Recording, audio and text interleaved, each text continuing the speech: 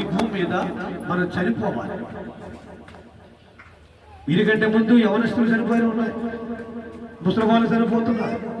కాబట్టి ఈ మరణము ప్రతి ఒక్కరికి సంభవిస్తుంది.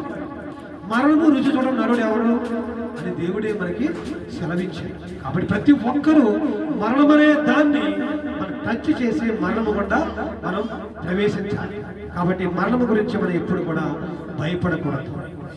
ఎందుకంటే దేవుడే మనలను ఆయన యందు నిద్రించే వారిని, ఆయనలో ఉంటూ ఆయనతో సావాసం చేస్తూ భయభక్తులు కల వారిని దేవుడే వారిని కొనుక్కోబడుతున్నాడు.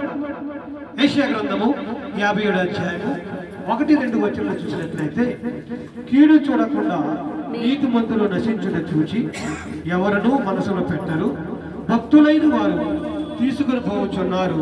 కీడు చూడకుండా నీతిమంతులు కొనుగోడుచున్నారు, ఇది ఎవరికి తోచదు. అంటే మనం ఆ మానవులో మనం అనుకుంటాం, ఇంకొంచెం వైద్యం చేస్తే బ్రతుకునేమో, మందులు వేస్తే బ్రతుకునేమో, మన హాస్పిటల్ తీసుకెళ్ళి బ్రతుకునేమో అని మానవులుగా మనము అనుకుంటాం. మనకి ఎవరికి తోచదు.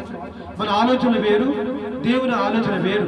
మన జ్ఞానము వేరు, దేవుని యొక్క జ్ఞానము వేరు.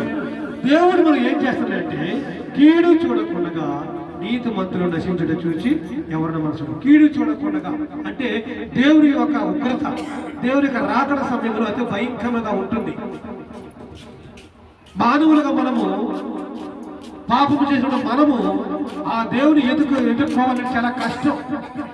ఎన్నో శ్రమలు, 7 ఏళ్ల శ్రమలు ఉంటాయి. 7 ఏళ్ల శ్రమ కాలంలో ఆ శ్రమలు సహించలేక మనము నేను చనిపోతాను బాబో అని అన్నప్పటికీ కూడా మనకు మరణం రాదు. అంటే ఆ శ్రమలన్నీ కూడా మనము అనుభవించాలి. అనుభవిస్తే కానీ నీకు పరలోకము లేదు. నేను చనిపోతాను అని చెప్పేసి నన్ను చంపేయండి అన్నావు, అప్పుడు ఎవరిని చంపరు.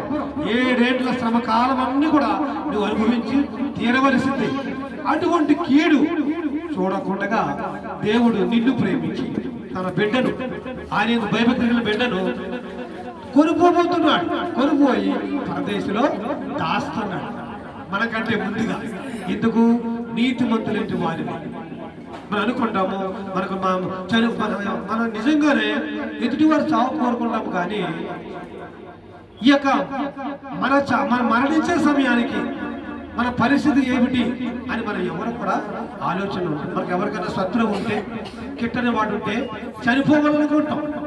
కానీ మన మరణం ఎలా ఉంటుందో మనం ఒక్కసారి ఆలోచన చేసుకునే వారిగా ఉండాలి. దావీదు భక్తుడంట. దావీదు భక్తుడు కీర్తనలు చూడండి, 39 అధ్యాయము 4-5 వచనంలో దావీదు భక్తుడు ఎంతో ప్రార్థన చేస్తున్నాడు. యెహోవా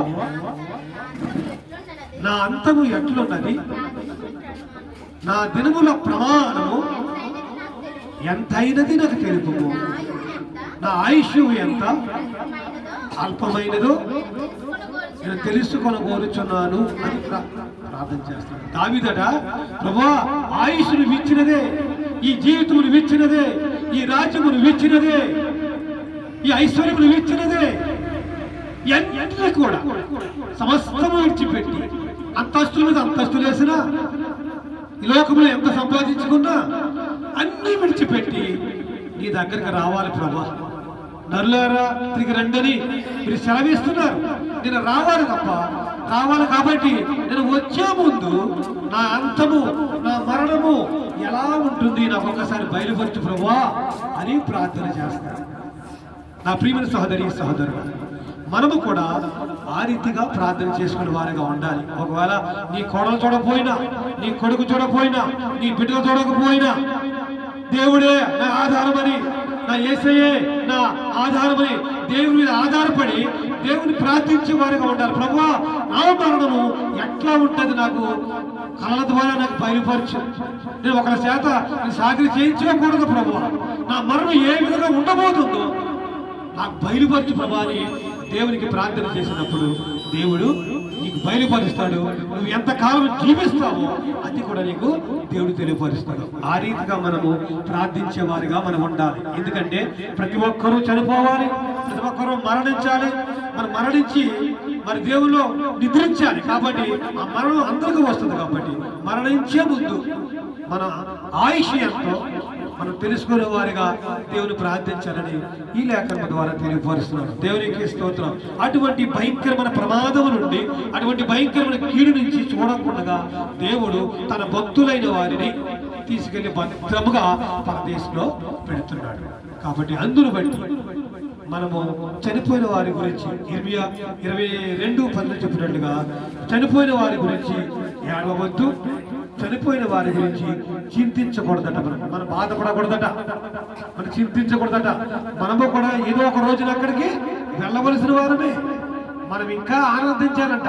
మన ముందు ఎవరైనా చనిపోతే మనం ఆనందించట. నాకంటే ముందుగా నా భర్త నా దేవుని చూశాడు, నాకంటే ముందుగా మా నాన్న నా దేవుని చూశాడు అని ఆనందించాలన్నమాట. మనం చింతించకూడదు, ఏడవకూడదు, మన వారి గురించి విచారించకూడదు.